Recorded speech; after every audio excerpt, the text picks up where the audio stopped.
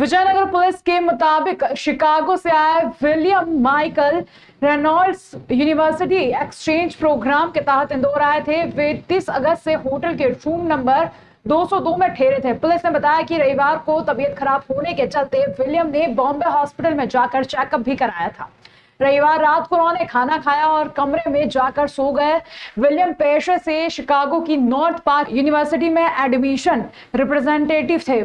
सोमवार सुबह होटल का स्टाफ मॉर्निंग कॉफी देने पहुंचा तो विलियम ने दरवाजा नहीं खोला। उन्हें रूम में कॉल भी किया, 2 घंटे तक कोई रिस्पॉन्स नहीं मिला तो होटल स्टाफ ने विजयनगर पुलिस को सूचना दी।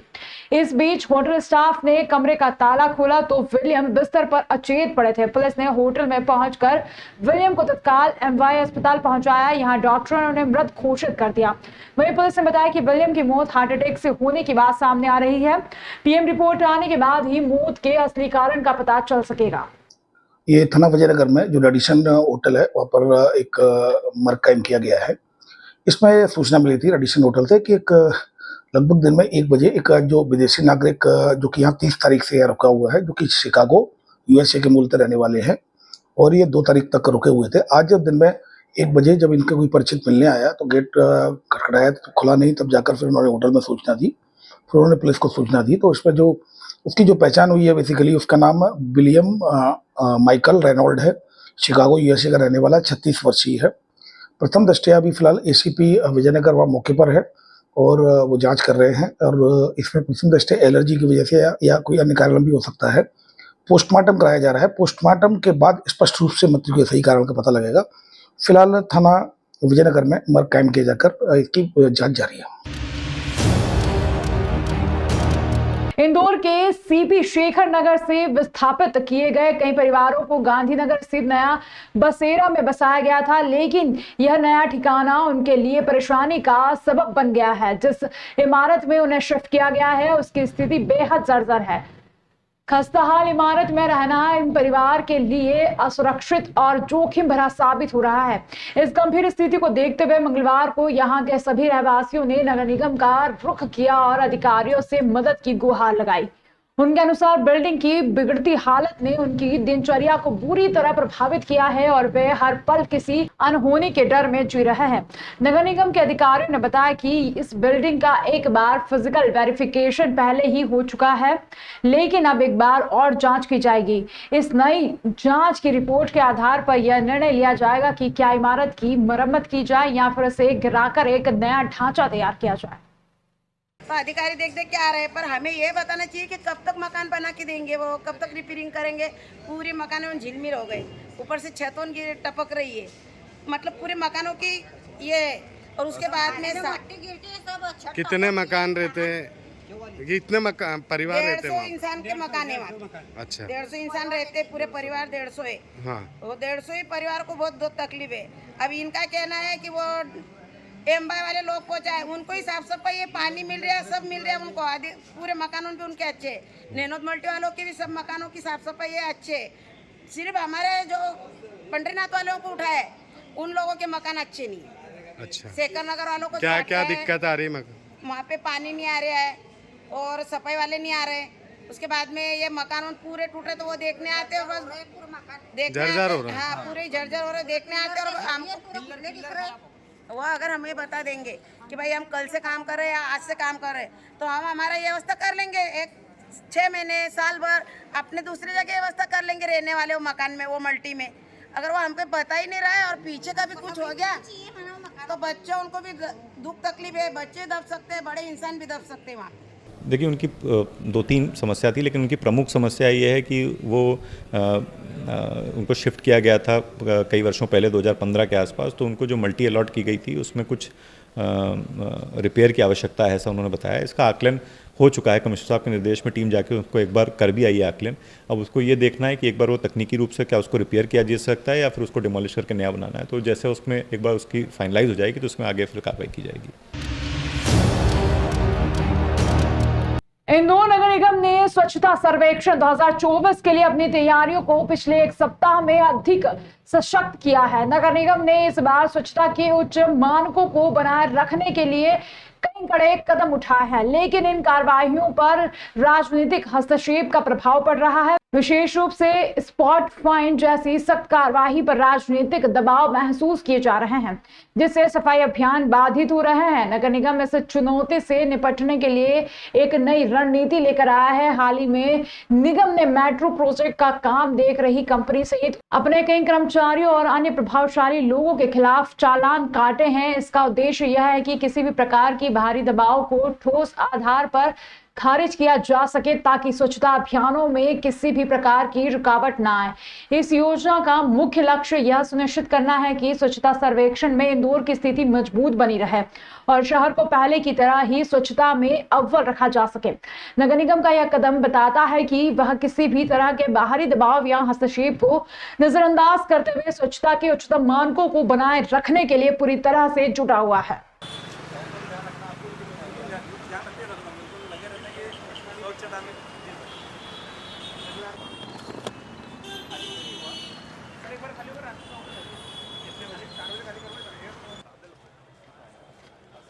भागलपुर सर, ये बेंचमार्क क्या है? तो इंदौर में ऐसे ये आपने खाया, अभी मेरे सामने फेंक दिया बाहर, ये कौन उठाएगा? क्या गलती होगी भाई?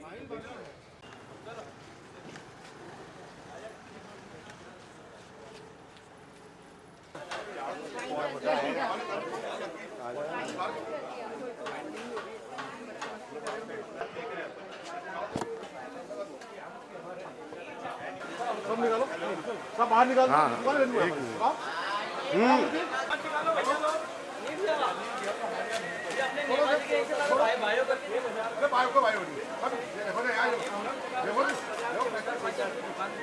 देखिए, जो इंदौर की जो उपलब्धि है वो सभी लोगों की जनभागीदारी से है। हमारे सफाई मित्र, इंदौर के वासी, यहाँ के जनप्रतिनिधि, तो सभी मिलकर काम करते हैं। तो ये एक बहुत बेहतर संदेश है कि चाहे जो भी हो, चाहे हमारे कर्मचारी हों, अगर उन्होंने भी उल्लंघन किया तो उनका भी फ़ाइन होना चाहिए। कुछ दिन पहले मेट्रो के बाहर भी कुछ उन्होंने गलती से कचरा फेंक दिया, तो उन्होंने अपनी गलती मानी और स्वयं फ़ाइन कटाया। तो ये सब एक आदर्श आचरण है और इसी को हमें प्रमोट करना चाहिए, क्योंकि ये शहर जो है स्वच्छता का पथ प्रदर्शक रहा है। तो ऐसे मॉडल हमें हमेशा समय समय पर मिलते रहते हैं और इसी वजह से हम लोग नंबर 1 हैं और उम्मीद करता हूँ कि हम लोग और आगे स्वच्छता की जर्नी में ऐसे ही चलते रहेंगे। 14 सितंबर को इंदौर जिला न्यायालय परिसर में नेशनल लोक अदालत आयोजित की जाएगी, जिनके माध्यम से न्यायिक प्रक्रिया से वाद विवाद की स्थिति को खत्म कर समझौता कराया जाएगा। इसकी जानकारी देते हुए प्रधान जिला एवं सत्र न्यायाधीश बीपी शर्मा द्वारा बताया गया कि लोक अदालत के माध्यम से बड़े बड़े मसलों को न्यायिक प्रक्रिया के अंतर्गत समझौता करवाते हुए दोनों ही पक्षकारों को राहत प्रदान की जा रही है। बीमा कंपनी के अधिकारीगण और इसके अलावा फाइनेंस इंस्टीट्यूशन से संबंधित सभी अधिकारीगण की मीटिंग्स निरंतर हम ले रहे हैं। हम लोगों ने इस बार लगभग 85,000 के आसपास कंपाउंडेबल केसेस, जिसमें राजीनामा हो सकता है, रखे हैं और उम्मीद है कि पिछली बार से भी अच्छा रिजल्ट हम लोग देंगे। और इसमें से आधे से अधिक केसेस रेफ़र किए गए हैं लोक अदालत में। तो सभी मजिस्ट्रेट्स और हमारे सभी एडिशनल डिस्ट्रिक्ट जज और डिस्ट्रिक्ट जजेस प्रयास कर रहे हैं। हम लोग निरंतर मीटिंग कर रहे हैं। तो छूट इस बार, चूँकि पिछली बार लोक अदालत में चुनाव की वजह से छूट नहीं मिल पाई थी, तो इस बार एमपीवी और नगर निगम ये सभी विभाग अब छूट नियमानुसार दे रहे हैं, तो उसका लाभ सभी जनता आके ले सकती है। ट्रैफिक चालान भी रखे गए हैं, उनका अलग स्टॉल हर साल की भांति लगेगा।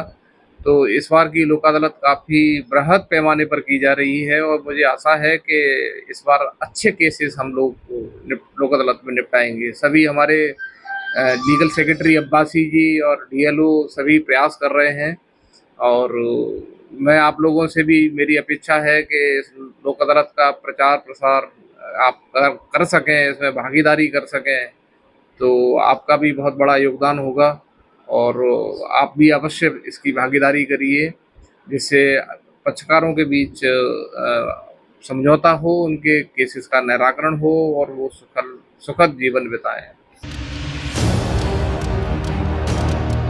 मनमाड से इंदौर की रेल और उसके स्टेशन को बेहद खूबसूरती से इस कंप्यूटर वीडियो में बनाया गया है। इसे देखें। साथ ही मध्य प्रदेश कांग्रेस के प्रदेश प्रवक्ता अमित चौरसिया ने कहा है कि आदिवासी वर्ग को छलने का एक और छलावा इंदौर मनमाड रेलवे लाइन चुनावी जुमला पुराने प्रोजेक्ट ही अभी तक मुकम्मल नहीं हुए। Indore Dahod rail line project अभी तक नहीं हुआ पूरा। केंद्रीय रेल मंत्री पहले इस पर जवाब दें, फिर जुमलों की बारिश करना। आज इंदौर के अंदर भारतीय जनता पार्टी के प्रदेश अध्यक्ष वी डी शर्मा जी, प्रदेश के मुख्यमंत्री मोहन यादव जी और केंद्रीय मंत्री अश्विन वैष्णव जी ने संयुक्त पत्रकार वार्ता के माध्यम से इंदौर मनमाड रेलवे लाइन की परियोजना की शुभारंभ की घोषणा करी। तो मैं पूछना चाहता हूं मुख्यमंत्री जी से कि मध्य प्रदेश हो या महाराष्ट्र हो, आदिवासी समाज के साथ आप कब तक यूं छलावा करते रहेंगे और ठगने का प्रयास करते रहेंगे?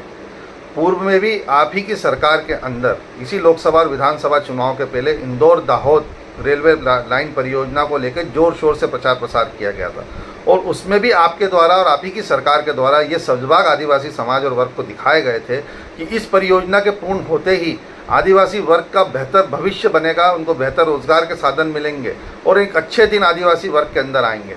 आज आदिवासी समाज अपने आप को ठगा हुआ महसूस कर रहा है। जिस इंदौर, धार, झाबुआ, अलीराजपुर, जोबट से लेकर दाहोद तक इस परियोजना के मुकम्मल होने से आदिवासी बाहुल इलाकों को फ़ायदा मिलने वाला था, वो योजना आज तक मुकम्मल नहीं हो पाई।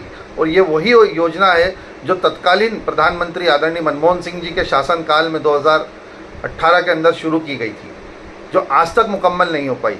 1604 करोड़ रुपए में ये योजना पूर्ण होना थी, जिस पर आज 2000 करोड़ का अतिरिक्त भार और बढ़ चुका है। तो मैं समझता हूँ मोहन यादव जी, आज मध्य प्रदेश के जो हालात हैं, जिस तरह से दलित, शोषित, वंचित तबका, दलित तबका, पिछड़ा वर्ग, आज उनके ऊपर आपराधिक हमले बढ़ते जा रहे हैं, चाहे अल्पसंख्यक वर्ग क्यों ना हो, तो आज उनको सुरक्षा देने की आप पहल करिए। क्योंकि आज एनसीआरबी के आंकड़े बता रहे हैं कि मध्य प्रदेश इन वर्गों के ऊपर होने वाले अपराधों में प्रथम पायदान पर पहुंच चुका है। नगर के पाटीदार समाज ने मुख्यमंत्री मोहन यादव के नाम एसडीएम अनिल जैन को ज्ञापन सौंपा। ज्ञापन में बताया गया कि महगांव के भूपेंद्र पिता गौरी शंकर पाटीदार के घर चोरी की घटना हुई थी, जिसकी शिकायत पाटीदार द्वारा परिवर्तना धामनोद में करने गए थे। ज्ञापन के माध्यम से विशेष समाज के बारे में कहा कि मध्य प्रदेश के पिछड़ा वर्ग में दर्ज पाटीदार समाज का मीडिया के समक्ष थानों एवं अन्य अधिकारियों को ज्ञापन देकर समाज को बदनाम करने का षड्यंत्र रचा जा रहा है, जिससे पाटीदार समाज में आक्रोश व्याप्त है। समाज ने ज्ञापन के माध्यम से महगांव के मृतक पिता पुत्र पर भी कहा कि महगांव निवासी एवं राम मंदिर के पुजारी स्वर्गीय अजय दुबे एवं उनके पुत्र स्वर्गीय शशांक दुबे के कई सोशल मीडिया अकाउंट थे, जिसके माध्यम से वे नाबालिग एवं विवाहित महिलाओं को अपने जाल में फांस कर आपत्तिजनक वीडियो एवं मैसेज के माध्यम से डरा धमकाकर मोटी रकम ऐंठते थे। साथ ही पीड़ित परिवार की नाबालिग बेटी को लगभग 2 वर्षों से मोबाइल पर अश्लील मैसेज भेजकर दबाव बना रहे थे। इसकी बदनामी एवं कार्यवाही के चलते दोनों ने आत्महत्या जैसे कदम उठाए।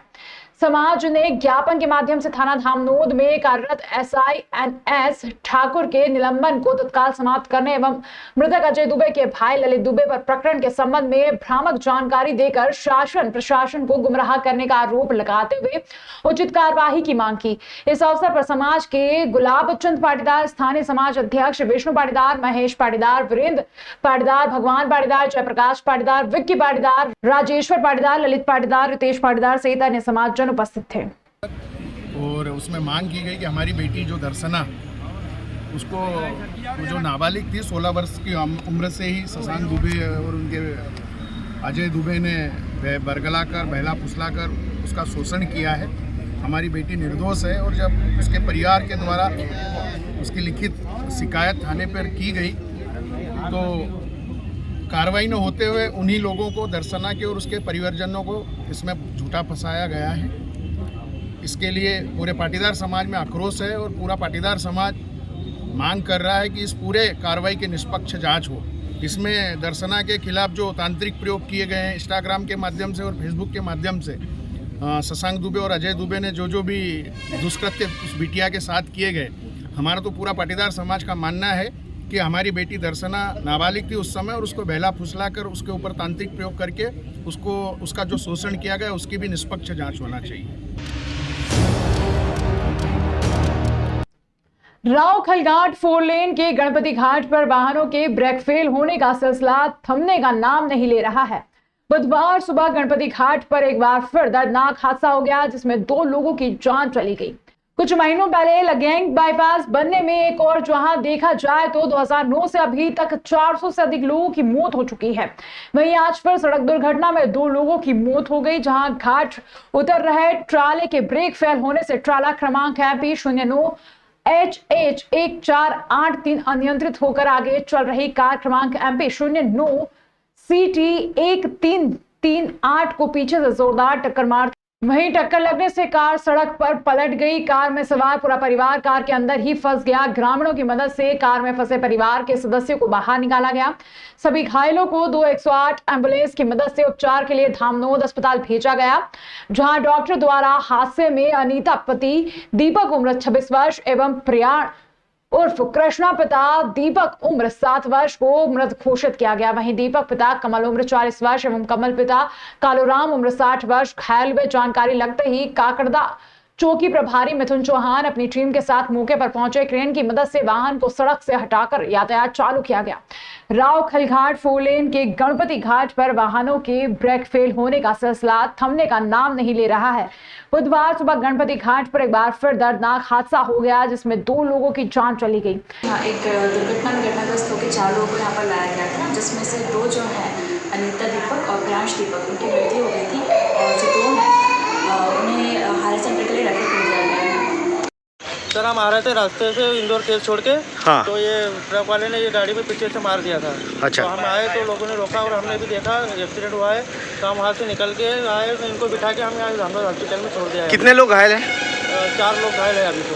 सुबह आज इंदौर से परिवार डोमाड़ा नांगलवाड़ी कार्यक्रम में जा रहे थे, तो गणपति घाट में अनियंत्रित ट्राले ने पीछे से जोरदार टक्कर मारी।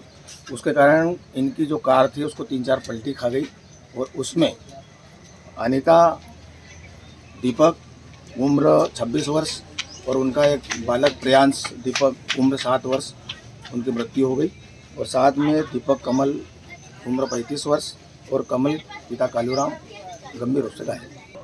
दीपक पिता कमल यादव है नांगलवाड़ी के, ये अपने पिताजी और अपनी पत्नी और पुत्र के साथ अपनी खुद की 4 व्हीलर कार से जा रहे थे। गणपति घाट में एक एक्सीडेंट हुआ है, ट्राला या ट्रक वाला ने इनका एक्सीडेंट किया। उसमें अनीता पति दीपक और प्रियांश उनका पुत्र है, उन दोनों की मौत हो गई, जिनका आज पीएम कराया। बाद पीएम के उनके परिजनों को सौंपा जा रहा है।